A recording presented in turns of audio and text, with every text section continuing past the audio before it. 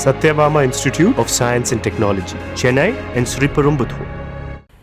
நீலகிரியில் நள்ளிரவு முதல் புதிய இ-பாஸ் நடைமுறை அமலுக்கு வந்துள்ள நிலையில் மாவட்ட எல்லைகளில் உள்ள சோதனை சாவடிகளில் இ-பாஸ் சோதனை தீவிரப்படுத்தப்பட்டுள்ளதால் நீண்ட தூரத்திற்கு வாகனங்கள் அணிவகுத்து நிற்கின்றன. இதுகுறித்த கூடுதல் விவரங்களை செய்தியாளர் அனீஷ் வழங்க கேட்கலாம். வணக்கம் அனீஷ், விவரங்கள். வணக்கம்.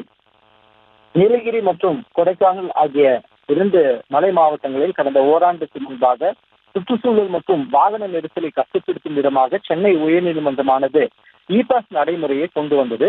தொடர்ந்து ஓராண்டு காலம் இருந்த இந்த இ-பாஸ் நடைமுறையை இன்று முதல் மாற்றம் செய்து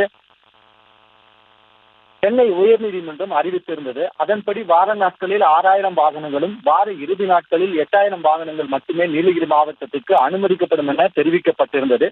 இந்த நிலையில் நள்ளிரவு முதல் இந்த புதிய இ-பாஸ் நடைமுறையானது நடைமுறைப்படுத்தப்பட்டுள்ளது.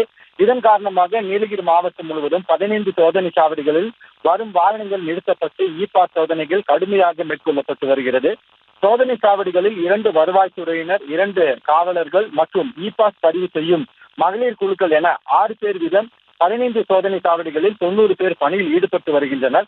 தற்பொழுது கேரள மாநிலத்தில் ரம்ஜான் தொடர் விடுமுறை விடப்பட்டுள்ளதால் சுற்றுலா பயணிகள் வரவு அதிகமாக இருக்கும் நிலையில் நீலகிரி கேரள எல்லையான நாடுகாணி சோதனை சாவடி, கோவையிலிருந்து நீலகிரி வரும் கல்லாறு சோதனை சாவடிகளில் சுற்றுலா பயணிகளின் வருகை அதிகரித்து காணப்படுகிறது. சில வாகன சோதனை சாவடிகளில் இணையதள சேவை பயன்பாடு குறைவாக உள்ளதால் இ-பாஸ் பதிவு செய்வதில் சற்று தாமதம் ஏற்பட்டு வருகிறது. இதனால் வாகன நெரிசல் என்பது ஏற்பட்டு வருகிறது.